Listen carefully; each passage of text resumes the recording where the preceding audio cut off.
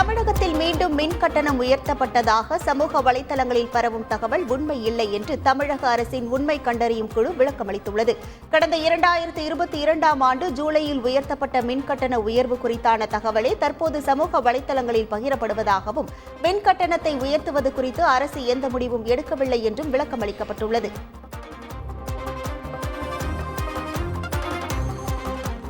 மூன்றாவது முறையாக பொறுப்பேற்றுள்ள பிரதமர் மோடி தலைமையிலான மத்திய அமைச்சரவையில் அமைச்சர்களுக்கான துறைகள் ஒதுக்கீடு செய்யப்பட்டுள்ளன. பெரும்பாலான அமைச்சர்களுக்கு முன்பு வகித்த துறையே மீண்டும் ஒதுக்கப்பட்டுள்ளன. அமித்ஷாவுக்கு உள்துறையும், ராஜ்நாத் சிங்கிற்கு பாதுகாப்புத்துறையும், ஜெய்சங்கருக்கு வெளியுறவுத்துறையும், நிர்மலா சீதாராமனுக்கு நிதித்துறையும், நிதின் கட்கரிக்கு சாலை போக்குவரத்து மற்றும் நெடுஞ்சாலைத்துறையும் மீண்டும் ஒதுக்கப்பட்டுள்ளன. பிரதமர் மோடிக்கு விண்வெளி, அணுசக்தி, பணியாளர் நலன் ஆகிய துறைகள் ஒதுக்கப்பட்டுள்ளன. பாஜக தேசிய தலைவர் JP நட்டாவுக்கு சுகாதாரத்துறையும் ரயில்வே துறை அமைச்சராக இருந்த அஸ்வினி வைஷ்ணவிற்கு மீண்டும் அதே துறையும் வழங்கப்பட்டுள்ளது.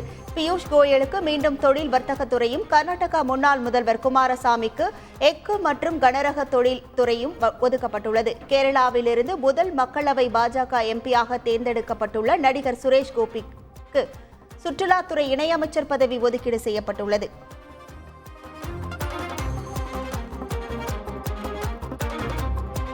தமிழகத்தைச் சேர்ந்த மத்திய இணையமைச்சர் எல் முருகனுக்கு தகவல் மற்றும் ஒலிபரப்புத்துறையும், கூடுதலாக நாடாளுமன்ற விவகாரங்கள் துறையும் ஒதுக்கீடு செய்யப்பட்டுள்ளது.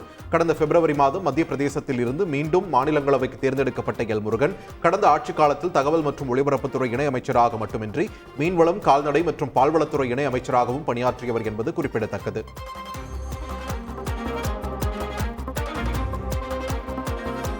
புதிய அமைச்சரவையின் முதல் கூட்டம் பிரதமர் மோடி தலைமையில் நடைபெற்றது. பிரதமரின் இல்லத்தில் நடைபெற்ற இந்த கூட்டத்தில் ராஜ்நாத் சிங், அமித்ஷா, நிதின் கட்கரி, சிவராஜ் சிங் சௌஹான், நிர்மலா சீதாராமன் உள்ளிட்ட மத்திய அமைச்சர்கள் கலந்து கொண்டனர். முதல் கூட்டத்தில் நாட்டில் உள்ள நகர்ப்புற மற்றும் ஊரக பகுதிகளில் பிரதமரின் ஆவாஸ் யோஜனா திட்டத்தின் கீழ் மேலும் 3 கோடி வீடுகள் கட்ட நிதி உதவி வழங்க மத்திய அமைச்சரவை ஒப்புதல் வழங்கியுள்ளது. இந்த திட்டத்தின் கீழ் கடந்த 10 ஆண்டுகளில் 4.21 கோடி இலவச வீடுகள் கட்டப்பட்டுள்ளது குறிப்பிடத்தக்கது.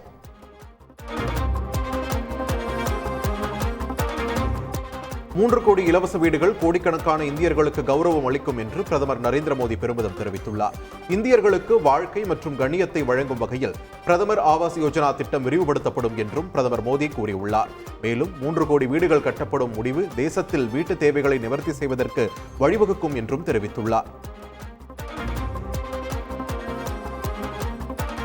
தமிழகத்திற்கு 5700 கோடி ரூபாய் உட்பட மாநிலங்களுக்கான வரி பகிர்வாக 1,39,750 கோடி ரூபாயை மத்திய அரசு விடுவித்துள்ளது.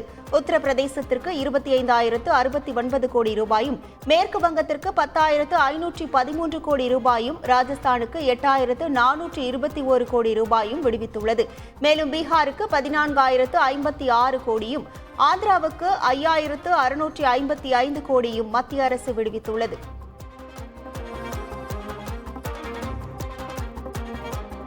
ஆந்திர முதலமைச்சராக சந்திரபாபு நாயுடு நாளை பதவியேற்க உள்ள நிலையில் அதற்கான ஏற்பாடுகள் தீவிரமாக நடைபெற்று வருகின்றன. விஜயவாடா அருகில் இருக்கும் கண்ணவரம் விமான நிலையம் அருகே உள்ள மைதானத்தில் நாளை காலை 11 மணிக்கு பதவியேற்பு விழா நடைபெற உள்ளது. பதவியேற்பு விழாவிற்கான ஏற்பாடுகளை ஆந்திர தலைமைச் செயலாளர் நீரப்குமார் பிரசாத் ஆய்வு மேற்கொண்டார்.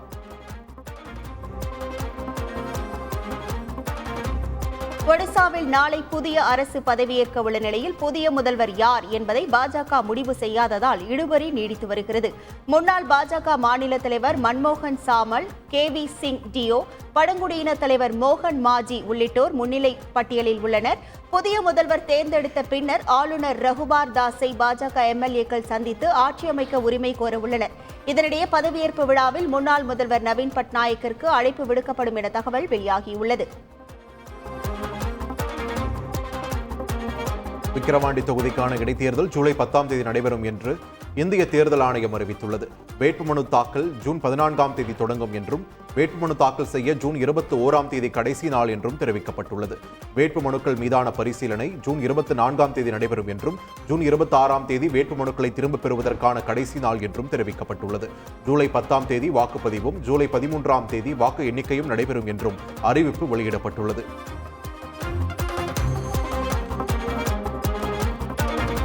விக்கிரவாண்டி இடைத்தேர்தலில் திமுக சார்பில் போட்டியிடும் வேட்பாளரை தேர்வு செய்யும் பணி தீவிரமாக நடைபெற்று வருகிறது.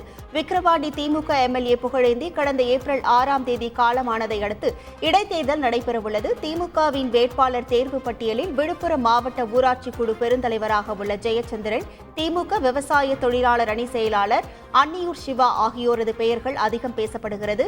மேலும் மறைந்த எம்எல்ஏ புகழேந்தியின் மருமகள் பிரசன்ன தேவியும் தேர்தலில் போட்டியிட விருப்பம் தெரிவிப்பதாக கூறப்படுகிறது.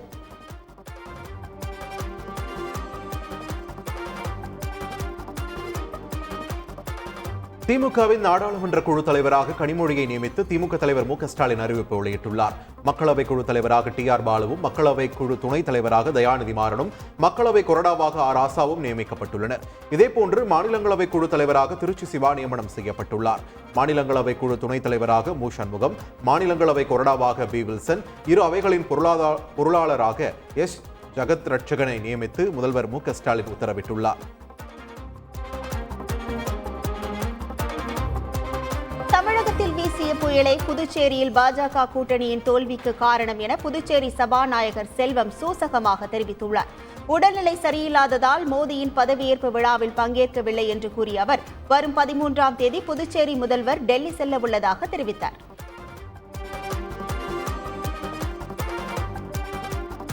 மத்திய அமைச்சரவையில் தமிழ்நாட்டிற்கு பிரதிநிதித்துவம் இல்லை என்று காங்கிரஸ் எம்பி ஜோதிமணி குற்றம் சாட்டியுள்ளார்.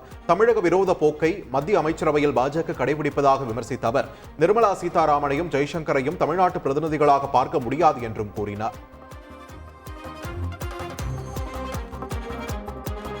மத்திய நிதி அமைச்சராக மீண்டும் பொறுப்பேற்றுள்ள நிர்மலா சீதாராமன் கவுன்சிலர் தேர்தலில் கூட வெற்றி பெறவில்லை என்று திராவிட இயக்க தமிழர் பேரவைத் தலைவர் சுப வீரபாண்டியன் விமர்சித்துள்ளார். தேர்தலில் நிர்மலா சீதாராமன் நின்றால் மக்கள் வாக்களிக்க மாட்டார்கள் என்றும் அவர் தெரிவித்தார்.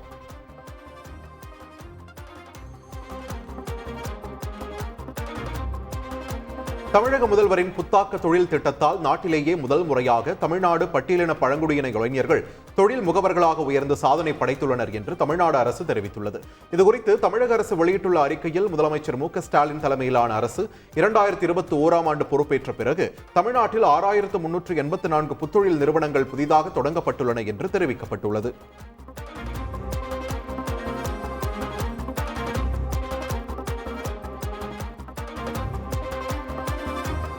நாடாளுமன்ற தேர்தல் நடத்தை விதிமுறைகள் முடிவுக்கு வந்த நிலையில் தமிழக அரசின் புதிய திட்டங்கள் குறித்த அறிவிப்புகள் விரைவில் வெளியாக உள்ளதாக கூறப்படுகிறது.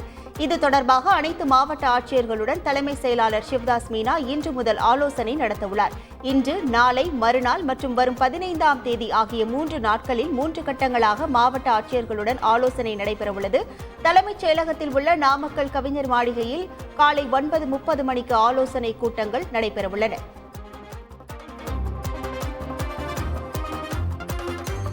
முன்னாள் அமைச்சர் செந்தில் பாலாஜி தாக்கல் செய்துள்ள மனுக்கள் மீதான உத்தரவு வரும் 14ஆம் தேதி பிறப்பிக்கப்படும் என்று சென்னை முதன்மை அமர்வு நீதிமன்றம் தெரிவித்துள்ளது. அதன்படி அமலாக்கத்துறை பதிவு செய்த வழக்கில் இருந்து விடுவிக்க கோரி தாக்கல் செய்த மனு மற்றும் சட்டவிரோத பணப்பரிமாற்றம் நடந்ததாக கூறப்படும் காலத்தில் பணியாற்றிய வங்கி அதிகாரிகளின் விவரங்களை வழங்க கோரிய மனுக்கள் மீது 14ஆம் தேதி தீர்ப்பு வழங்கப்பட உள்ளது. கோவையில் திமுக முப்பெரும் விழா ஜூன் 14ஆம் தேதிக்கு பதிலாக 15ஆம் தேதி நடைபெறும் என அறிவிக்கப்பட்டுள்ளது. இதுகுறித்து திமுக பொதுச் செயலாளர் துரைமுருகன் வெளியிட்டுள்ள அறிக்கையில் கலைஞர் நூற்றாண்டு நிறைவு விழா 40 நாடாளுமன்ற தொகுதிகளிலும் வெற்றியளித்த தமிழ்நாட்டு மக்களுக்கு நன்றி தெரிவிக்கும் விழா, தமிழ்நாடு முதலமைச்சருக்கு பாராட்டு விழா என முப்பெரும் விழா ஏற்கனவே அறிவிக்கப்பட்ட ஜூன் 14ஆம் தேதிக்கு பதிலாக ஜூன் 15ஆம் தேதி மாலை 4 மணியளவில் நடைபெறவுள்ளதாக தெரிவிக்கப்பட்டுள்ளது.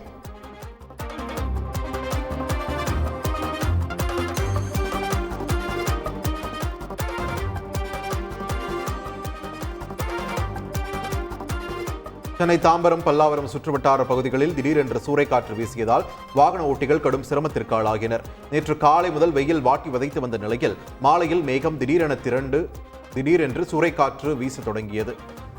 சாலைகளில் புழுதி பறந்ததால் வாகன ஓட்டிகள் மிகுந்த சிரமத்திற்குள்ளாகினர். ஆங்காங்கே மரங்கள் முறிந்து விழுந்ததால் மின்சாரம் துண்டிக்கப்பட்டது. இதேபோல் திருவான்மையூர், மத்திய கைலாஷ் சுற்றுவட்டார பகுதிகளிலும் திடீரென காற்றுடன் கூடிய கனமழை பெய்தது.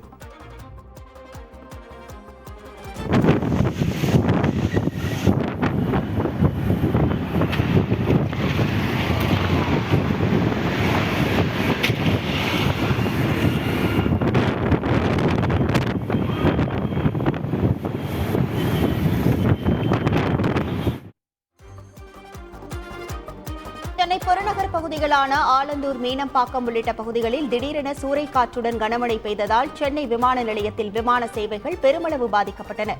கோவா, பெங்களூர், டெல்லி, பாட்னா, கொல்கத்தா, மும்பையிலிருந்து சென்னை வந்த 9 விமானங்கள் தரையிறங்க முடியாமல் வானில் நீண்ட நேரமாக வட்டமடித்தன. சுமார் அரை மணி நேரத்திற்கு பின் விமானங்கள் ஒன்றன் பின் ஒன்றாக தரையிறங்கின. அதேபோல் சென்னையிலிருந்து 10 விமானங்கள் தாமதமாக புறப்பட்டு சென்றன. குடியரசுத் தலைவர் மாளிகையில் பதவியேற்பு விழாவின் போது பின்னணியில் தென்பட்டது வீட்டுப்பூனையே என்று டெல்லி காவல்துறை தெரிவித்துள்ளது. ஞாயிற்றுக்கிழமை இரவு நடைபெற்ற பதவியேற்பு விழாவின் போது பின்னணியில் விலங்கு ஒன்றின் நடமாட்டம் தெரிந்தது. இதையடுத்து அது கொடிய விலங்கு போல் இருப்பதாக சில ஊடகங்களிலும் சமூக ஊடகங்களிலும் செய்திகள் வெளியாகின. இதற்கு மறுப்பு தெரிவித்துள்ள டெல்லி காவல்துறை நிகழ்ச்சியின் போது தென்பட்டது சாதாரண வீட்டுப்பூனைதான் என்றும் வதந்திகளை நம்ப வேண்டாம் என்றும் கேட்டுக் கொண்டுள்ளது.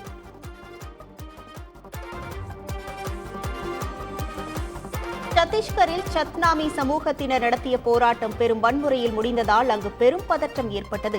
போராட்டக்காரர்கள் பலரும் மாவட்ட ஆட்சியர் அலுவலகத்திற்குள் நுழைந்து தாக்கியதில் அரசு ஊழியர்கள் பலரும் காயமடைந்தனர். மேலும் அங்கு நிறுத்தி வைக்கப்பட்டிருந்த கார்கள் மற்றும் இருசக்கர வாகனங்கள் மீது தீ வைக்கப்பட்டது. அதோடு மாவட்ட ஆட்சியர் அலுவலகத்தில் உள்ள SP அலுவலகம் உட்பட பல இடங்களுக்கும் தீ வைக்கப்பட்டதால் அந்த இடமே கலவர பூமியாக காட்சியளித்தது.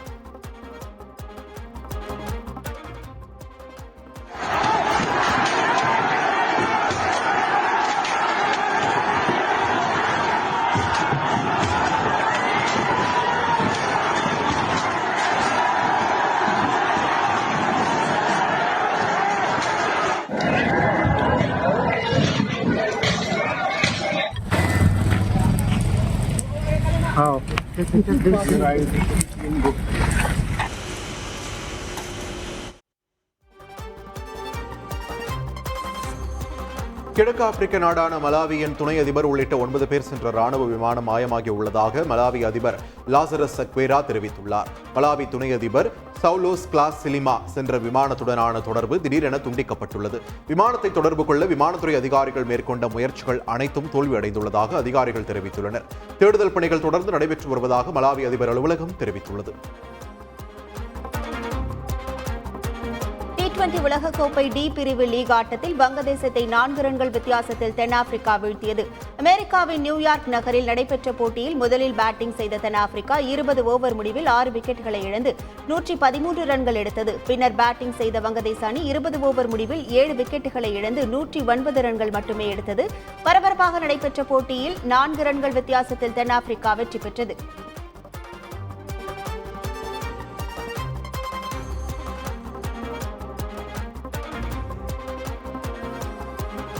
ICC T20 உலகக்கோப்பை தொடரில் இன்று நடைபெறும் ஆட்டத்தில் குரூப் A பிரிவில் பாகிஸ்தான் மற்றும் கனடா அணிகள் மோதுகின்றன.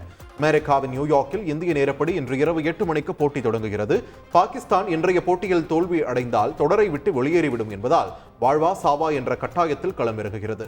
கனடா ஏற்கனவே 2 புள்ளிகள் பெற்றுள்ளதால் இன்று பாகிஸ்தானுக்கு அதிர்ச்சி அளித்து தொடரில் நீடிக்கும் நோக்கோடு களமிறங்குகிறது. T20 உலகக்கோப்பை தொடரின் குரூப் A பிரிவு புள்ளிப்பட்டியலில் 4 புள்ளிகளுடன் இந்தியா முதலிடத்தில் உள்ளது. அதே 4 புள்ளிகளுடன் ரன் ரேட் அடிப்படையில் அமெரிக்கா 2ஆம் இடத்தில் உள்ளது. குரூப் B பிரிவில் 5 புள்ளிகளுடன் ஸ்காட்லாந்து முதலிடம் வகிக்கிறது. 4 புள்ளிகளுடன் ஆஸ்திரேலியா 2ஆம் இடத்தில் உள்ளது. இதேபோல் குரூப் C பிரிவில் ஆப்கானிஸ்தான் முதலிடத்திலும் குரூப் D பிரிவில் தென்னாப்பிரிக்கா முதலிடத்திலும் உள்ளன. தமிழகம் முழுவதும் பள்ளிகள் திறக்கப்பட்டுள்ள நிலையில் பள்ளி கல்வித்துறை சார்ந்த புதிய வழிகாட்டி நெறிமுறைகளை தலைமைச் செயலாளர் சிவதாஸ் மீனா வெளியிட்டுள்ளார். அந்த நெறிமுறைகளை அமல்படுத்துவது தொடர்பாக மாவட்ட ஆட்சியர்களுக்கும் அவர் கடிதம் எழுதியுள்ளார். மாவட்ட அளவில் பள்ளி கல்வி தரத்தை மேம்படுத்துவது, பள்ளி கட்டமைப்பை சரி செய்வது, பள்ளி கல்வித்துறை சார்ந்த திட்டங்கள் மாணவர்களை முறையாக சென்றடைகிறதா என்று கண்காணிப்பது போன்ற பணிகளை செய்ய வேண்டும் என்றும் உத்தரவிட்டுள்ளார்.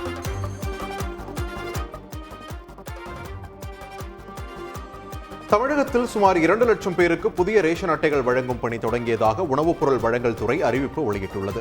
நாடாளுமன்ற தேர்தல் நடத்தை விதிகள் அமலில் இருந்ததால் புதிய ரேஷன் அட்டை வழங்குவது நிறுத்தி வைக்கப்பட்டது. தற்போது நாடாளுமன்ற தேர்தல் முடிவடைந்த நிலையில் சுமார் 2 லட்சம் பேருக்கு புதிதாக ரேஷன் அட்டைகள் வழங்கும் பணி தொடங்கியுள்ளதாக உணவுப் பொருள் வழங்கல் துறை அறிவித்துள்ளது.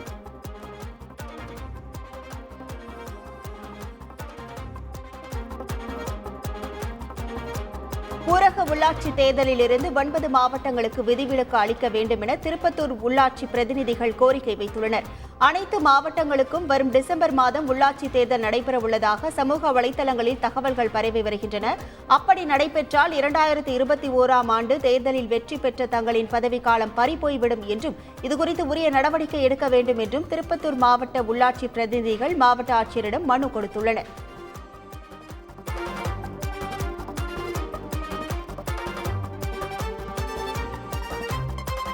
தமிழகத்தில் பாஜக வளர வன்முறையை தூண்ட வேண்டும் என்று இந்து மக்கள் கட்சியின் மாநில துணைத் தலைவர் பேசிய செல்போன் ஆடியோ பரபரப்பை ஏற்படுத்தியுள்ளது. நடந்து முடிந்த மக்களவைத் தேர்தலில் நெல்லை தொகுதி பாஜக வேட்பாளர் நயினார் நாகேந்திரன் தனது சொந்த கட்சி நிர்வாகிகளை நம்பாமல் தனது உறவினர்களை நம்பியதால் தோற்றார் என்றும், தமிழகத்தில் பாஜக வளர்வதற்கு வன்முறையை தூண்ட வேண்டும் என்றும் இருவரும் பேசியிருப்பது பரபரப்பை ஏற்படுத்தியுள்ளது.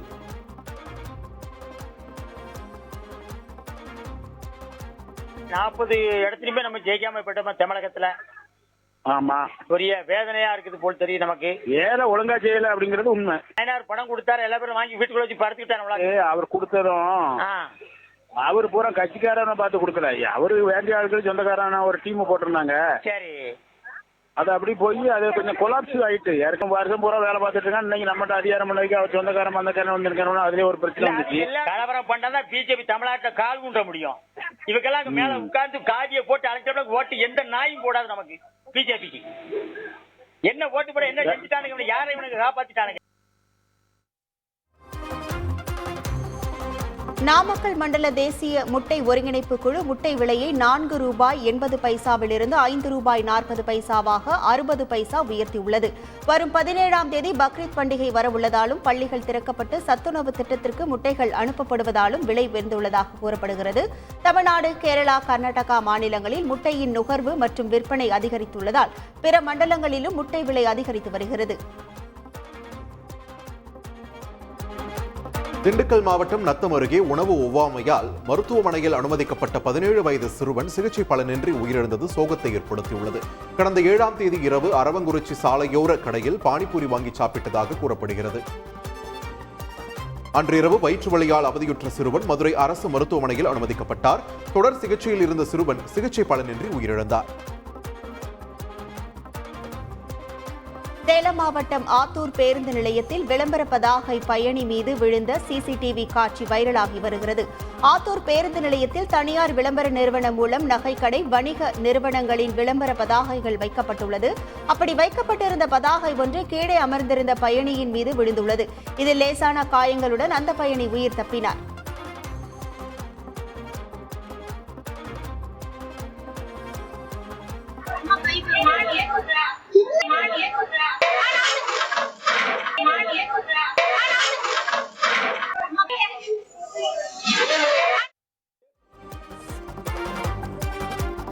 சாமானியன் திரைப்படத்தின் 25வது நாள் வெற்றி கொண்டாட்டத்தில் பங்கேற்ற நடிகர் ராமராஜன் திரையரங்குகளில் டிக்கெட்டின் விலையை குறைக்க வேண்டும் என கேட்டுக்கொண்டார். தென்காசி மாவட்டம் ஆலங்குளத்தில் பேசிய அவர், திரையரங்குகளில் ₹50 டிக்கெட்டுகள் இடம்பெற வேண்டும் என்றும், குடும்பத்தோடு திரையரங்கிற்கு வந்தால் அதிக செலவாகிறது எனவும் கூறினார்.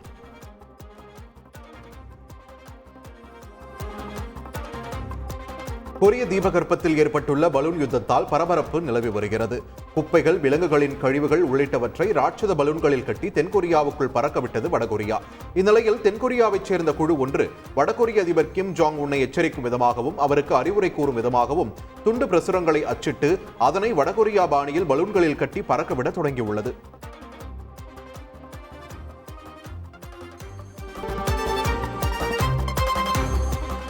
கோவை மக்களவை தொகுதியில் தேர்தல் வெற்றிக்காக உழைத்த கட்சி தொண்டர்களுக்கு அமைச்சர் டிஆர்பி ராஜா மட்டன் பிரியாணியை பரிசளித்துள்ளார்.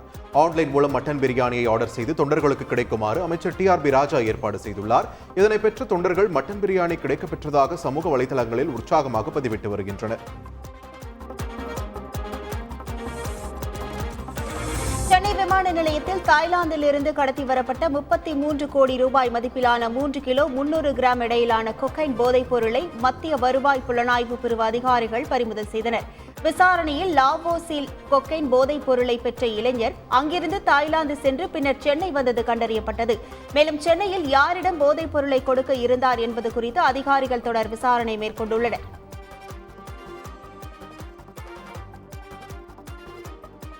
சென்னையில் திருமணமான அன்றே புது மாப்பிள்ளை மர்மமான முறையில் மரணமடைந்தது தொடர்பாக போலீசார் விசாரணை நடத்தி வருகின்றனர். பெரவள்ளூரைச் சேர்ந்த லோகேஷுக்கு ராஜலட்சுமி என்பவருடன் திருமணம் நடந்த நிலையில் அன்று மாலையே அவரது வீட்டில் உள்ள அறையில் வாயில் நுரை தள்ளியபடி உயிரிழந்து கிடந்தது அதிர்ச்சியை ஏற்படுத்தியுள்ளது.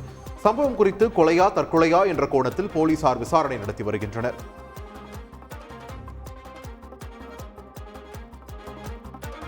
தேனி மாவட்ட போடி காவல் நிலையத்திற்குள் நிகழ்ந்த கத்திக்குத்து சம்பவத்தால் பரபரப்பு ஏற்பட்டது. தேவார பகுதியைச் சேர்ந்த திவாகர் என்பவருக்கு தாரணி என்பவருடன் 6 ஆண்டுகளுக்கு முன் திருமணமான நிலையில் கடந்த 7 மாதங்களாக இருவரும் பிரிந்து வாழ்ந்து வந்துள்ளனர். இந்த நிலையில் தாரணி அஜித் என்பவரை திருமணம் செய்ததாக கூறப்படுகிறது. இதனிடையே மகளை காணவில்லை என அவரின் தந்தை காவல் நிலையத்தில் புகார் அளிக்க அனைவரையும் போடி காவல் நிலையம் அழைத்து பேச்சுவார்த்தை நடைபெற்றுள்ளது. அப்போது தாரணியின் முதல் கணவர் திவாகர் தான் மறைத்து வைத்திருந்த கத்தியால் தாரணி, அஜித் மற்றும் தாரணியின் உறவினர் கத்தியால் குத்தியுள்ளார். திண்டுக்கல் நகரில் மையத்தில் உள்ள கரூர் சாலையில் திடீரென சுமார் 5 அடியில் பள்ளம் ஏற்பட்டது. அப்போது அந்த பக்கமாக வந்த காரின் சக்கரம் பள்ளத்தில் சிக்கி மாட்டிக்கொண்டது. இதனால் அப்பகுதியில் சிறிது நேரம் போக்குவரத்து பாதிக்கப்பட்டது. விபத்துகள் ஏற்படாத வண்ணம் சாலையை அமைக்க கோரி மாநகராட்சி மற்றும் நெடுஞ்சாலைத்துறை அதிகாரிகளுக்கு மக்கள் கோரிக்கை விடுத்துள்ளனர். கன்னியாகுமரி மாவட்டம் தக்கலையை சேர்ந்த ஐயப்பன் என்பவர் வீட்டிற்கு சென்ற நிலையில் மது போதையில் வந்த 2 நபர்கள் ஐயப்பனிடம் மது அருந்த பணம் கேட்டதாக கூறப்படுகிறது. பணம் தர மறுத்த நிலையில் ஆத்திரமடைந்த இருவரும் ஐயப்பனை சரமாரியாக தாக்கியுள்ளனர். இதுகுறித்த புகாரின் பேரில் போலீசார் இருவரையும் தேடி வரும் நிலையில் போதை ஆசாமிகள் ஐயப்பனை தாக்கும் காட்சிகள் வெளியாகியுள்ளன.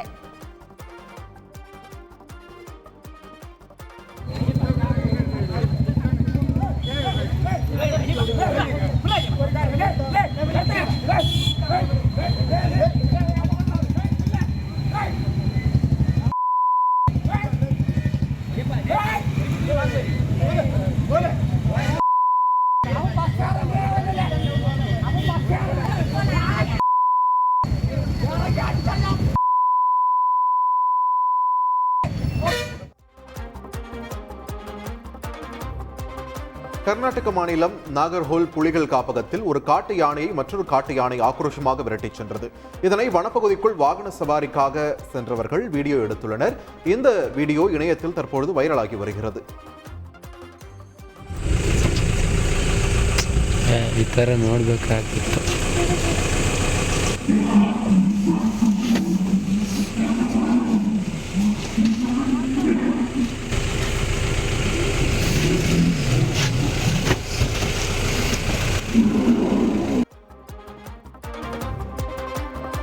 கேரள மாநிலம் மூணாறு அருகே பலசரக்கு கடையில் உள்ள தின்பண்டங்களை எடுத்து சென்ற காட்டு யானையின் சிசிடிவி காட்சிகள் வைரலாகி வருகிறது.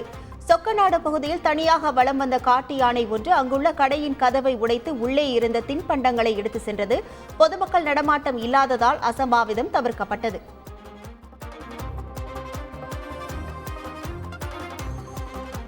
நீலகிரி மாவட்டம் கூடலூரை அடுத்துள்ள முதுமலை புலிகள் காப்பக வனப்பகுதிக்குள் புலி ஒன்று தன்னைத்தானே ரசித்துக் கொண்டு புல்வெளிகளில் படுத்து உருளும் காட்சி சுற்றுலா பயணிகளை அதிர்ச்சியில் ஆழ்த்தியது.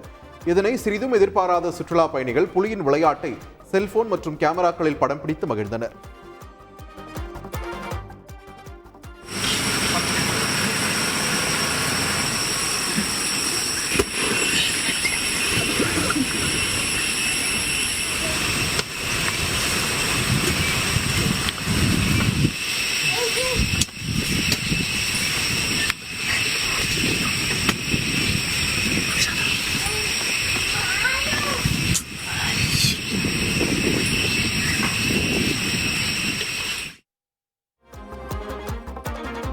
சிக்கிம் முதல்வராக 2வது முறையாக மீண்டும் பதவியேற்றார் பிரேம் சிங் தமாங். சிக்கிம் மாநில தலைநகரமான கேங்டாக்கில் உள்ள பால்ஜோர் மைதானத்தில் நடைபெற்ற பதவியேற்பு விழாவில் சுமார் 30,000க்கும் மேற்பட்டோர் கலந்து கொண்டனர். பிரேம் சிங் தமாங்கிற்கு சிக்கிம் மாநில ஆளுநர் லக்ஷ்மண் ஆச்சாரியா பதவி பிரமாணம் செய்து வைத்தார். அவரது தலைமையிலான புதிய அமைச்சரவையில் இடம்பெற்ற அமைச்சர்களும் பதவியேற்றனர். प्रेम सिंह तामाङ ईश्वर को नाम में शपथ लिंदछु कि म विधि द्वारा स्थापित भारत को संविधान प्रति साँचो श्रद्धा निष्ठा राख्नेछु। म भारत को संप्रभुता र अखण्डता अक्षुण्ण राख्नेछु। म सिक्किम राज्य को मुख्यमंत्री का रूप में आफ्ना कर्तव्यहरूको श्रद्धापूर्वक र शुद्ध अन्तस्करणले निर्वहन गर्नेछु तथा म भय वा पक्षपात अनुराग वा द्वेष बिना सबै प्रकारका मानिसहरूप्रति संविधान र विधि अनुसार न्याय गर्नेछु। ராணிப்பேட்டை மாவட்டம் அரக்கோணம் சார் பதிவாளர் அலுவலகத்தில் லஞ்ச ஒழிப்பு போலீசார் சுமார் 5 மணி நேரம் சோதனை மேற்கொண்டனர். இதில் சோதனையின் போது கைப்பற்றப்பட்ட பணத்தில் உரிமை கோராத பணம் சுமார் 53,000 பொதுமக்களிடம் உரிய ஆவணங்களின்றி கைப்பற்றிய தொகை சுமார் 66,000 என மொத்தம் 1,19,000 ரூபாயை லஞ்ச ஒழிப்பு போலீசார் பறிமுதல் செய்தனர். கேரளாவில் திருடிய இருசக்கர வாகனம் பழுதானதால் அதே சாலையோரம் நிறுத்தி வைக்கப்பட்டிருப்பதாகவும் வந்து வாகனத்தை எடுத்துக் கொள்ளுமாறும் உரிமையாளருக்கு திருடன் கடிதம் எழுதிய வினோத சம்பவம் அரங்கேறியுள்ளது. நண்பர் விபத்தில் சிக்கியிருப்பதாக வந்த அழைப்பால் சாவியோடு நின்ற இருசக்கர வாகனத்தை அவசரத்திற்காக எடுத்து சென்றதாகவும் திருட வேண்டும் என்று தாம் திருடாததால் தம் மீது காவல் நிலையத்தில் புகார் அளிக்க வேண்டாம் என்றும் அந்த திருடன் கேட்டுக் கொண்டுள்ளார்.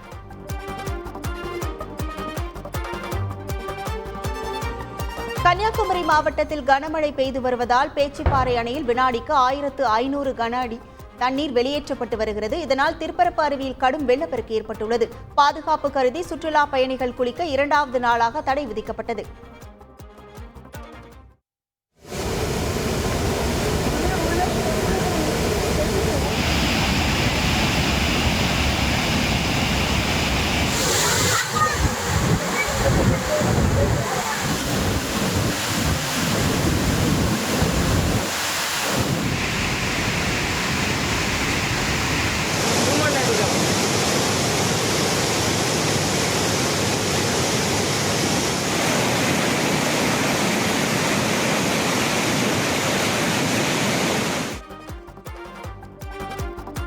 ராமேஸ்வரத்தை அடுத்த தனுஷ்கோடியில் கடல் சீற்றம் காரணமாக கடற்கரை ஓரத்தில் அதிக அளவில் மண்ணரிப்பு ஏற்பட்ட நிலையில் 60 ஆண்டுகளுக்கு முன்பு கடலில் மூழ்கிய தரைப்பாலம் வெளியே தென்பட்டது.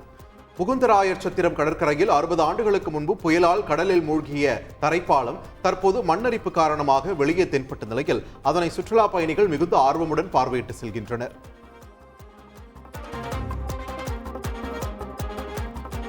மாமல்லபுரத்தில் 20 மீட்டர் தூரத்திற்கு குடியிருப்புகளை நோக்கி கடல் நீரானது வந்தது.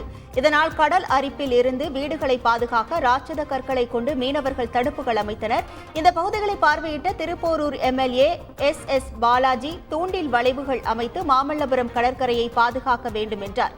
தொடர்ந்து மீனவர்கள் தங்கள் கோரிக்கை மனுவை எம்எல்ஏவிடம் வழங்கினர். காஞ்சிபுரம் மாவட்டம் ஸ்ரீபெரும்புதூரில் சூறைக்காற்று வீசியது. இதில் ஸ்ரீபெரும்புதூர் மகளிர் காவல் நிலையத்திற்கு செல்லும் மின்கம்பி அறுந்து விழுந்ததால் பரபரப்பு ஏற்பட்டது. அதிர்ஷ்டவசமாக மின்கம்பி அறுந்து விழுந்த நேரத்தில் யாரும் அப்பகுதியில் இல்லாததால் அசம்பாவிதம் தவிர்க்கப்பட்டது. பின்னர் தகவல் அறிந்து வந்த மின்வாரிய ஊழியர்கள் இணைப்புகளை சரி செய்யும் பணியில் ஈடுபட்டனர்.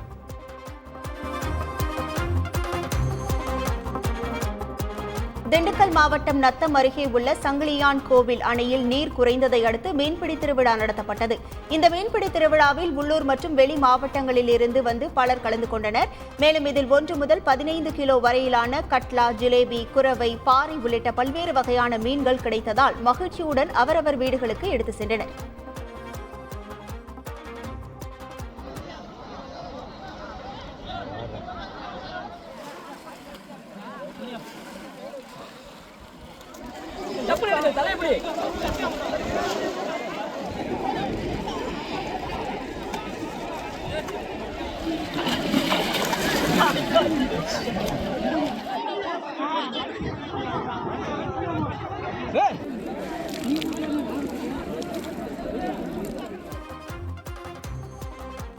கிருஷ்ணகிரி மாவட்டம் கல்லூருக்கியைச் சேர்ந்த சாமுடி என்பவர் மாவட்ட ஆட்சியர் அலுவலகத்தில் குடும்பத்துடன் மண்ணெண்ணெய் ஊற்றி தீக்குளிக்க முயன்றுள்ளார். போலீசார் அவர்களை தடுத்து விசாரித்த நிலையில் மரங்களை அகற்றும் விவகாரத்தில் ஊர் மணியக்காரர்கள் கட்ட பஞ்சாயத்து செய்து 7 குடும்பங்களை ஊரை விட்டு ஒதுக்கி வைத்துள்ளதாக தெரிவித்தார். இதையடுத்து கிருஷ்ணகிரி வருவாய் கோட்டாட்சியர் சமாதானம் பேசி சுமூக தீர்வு காண்பதாக உறுதியளித்தார்.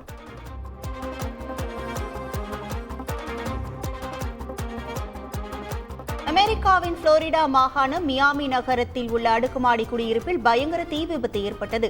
4 மாடிகள் கொண்ட அந்த குடியிருப்பில் திடீரென பற்றிய தீ வேகமாக பரவி கொழுந்துவிட்டு எரிய தொடங்கியது.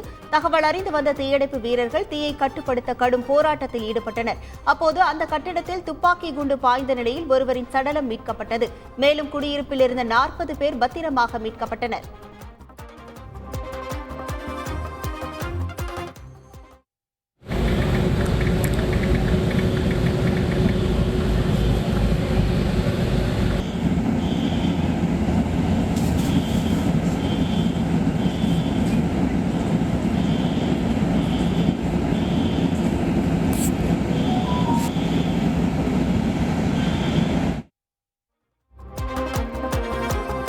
இந்திய கிரிக்கெட் அணியின் முன்னாள் கேப்டன் தோனி பிரான்ஸ் நாட்டிற்கு குடும்பத்துடன் சுற்றுலா சென்றுள்ளார்.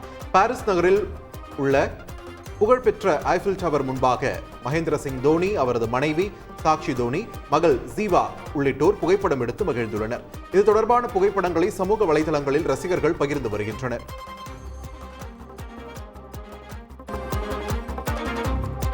திருச்சி சர்வதேச விமான நிலையத்தில் புதிய முனையம் இன்று காலை 6 மணி முதல் பயன்பாட்டுக்கு வந்துள்ளது.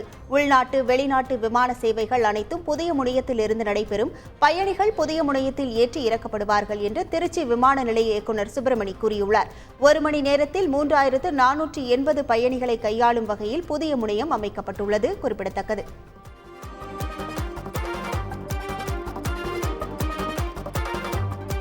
செங்கல்பட்டு மாவட்டம் மதுராந்தகம் அருகே ரயில்வே தண்டவாளத்திற்கு இடையே லாரி ஒன்று சிக்கிக் கொண்டதால் 1 மணி நேரத்திற்கு மேலாக போக்குவரத்து பாதிக்கப்பட்டது.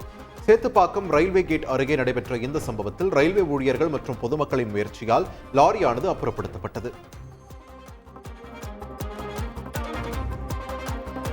திருப்பத்தூர் மாவட்டம் வாணியம்பாடி அருகே கர்ப்பிணி மனைவியை கத்தியால் குத்திய கணவனால் பரபரப்பு ஏற்பட்டது. மது போதையில் இருந்த விஜயகுமார் வயிறு உட்பட 4 இடங்களில் கத்தியால் குத்தியுள்ளார். இதனால் படுகாயமடைந்து மயங்கி விழுந்த சுபாஷினியை அக்கம் பக்கத்தினர் வாணியம்பாடி அரசு மருத்துவமனையில் சேர்த்தனர். இதனையடுத்து சுபாஷினி மேல் சிகிச்சைக்காக வேலூர் அரசு மருத்துவமனைக்கு அழைத்து செல்லப்பட்டுள்ளார். இந்த நிலையில் மது போதையில் இருந்த விஜயகுமார் காவலூர் போலீசாரால் கைது செய்யப்பட்டுள்ளார்.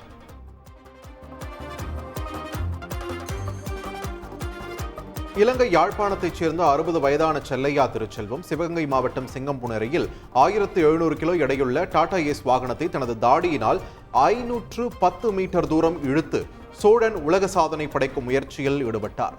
60 வயதான செல்லையாவின் இந்த சாகசத்தை கண்டு பொதுமக்கள் வியப்பில் ஆழ்ந்தனர்.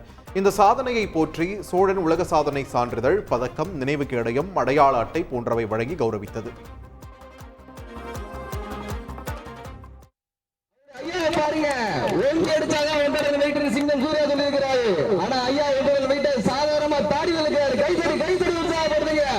அனைவரும் ஐயாவினை திறமையை பாராட்டி கைத்தடி உற்சாகப்படுத்துங்க. வயசுங்கிறது சாதிக்கிறது ஒரு தலையே கிடையாது. கைத்தடி உற்சாகப்படுத்துங்க. நகைச்சுவை தெரிவித்துக் கொள்கின்றேன். மீண்டும் சிறுநீர் படுகையிருக்கிறார். கைத்தடி உற்சாகப்படுத்துங்க.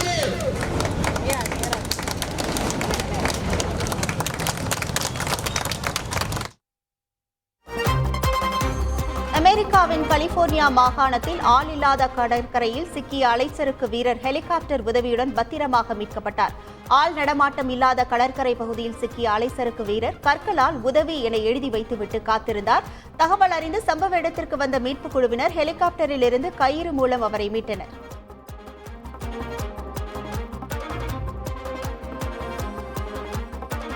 யுக்ரைன் நாட்டின் கார்கிவ் நகரில் கட்டட இடிபாடுகளுக்கு இடையில் சிக்கிய நபரை வீரர்கள் 1 மணி நேரத்திற்கு மேலாக போராடி மீட்டனர். கார்கிவ் நகரில் ரஷ்ய படை 3 இடங்களில் குண்டுகளை வீசி தாக்குதல் நடத்தியது.